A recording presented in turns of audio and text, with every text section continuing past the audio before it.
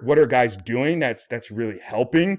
First and foremost, it's getting to the point where you truly admit that it is holding you back.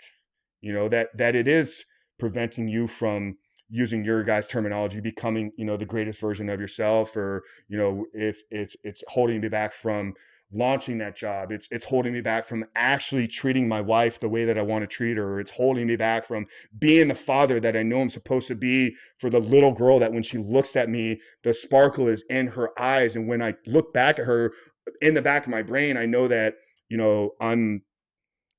I'm false. I'm not the real man that I'm presenting there. So I think a lot of times it starts with just the admittance of, hey, it's a problem.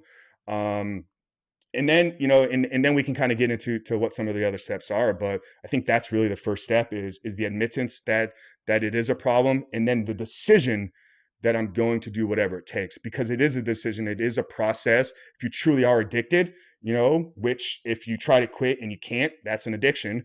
And most people that actually try to do it on their own come to me and say, hey, I tried this for 6 days and then I was back in the same position where I was. So once you get to that point, we can kind of take it from there. But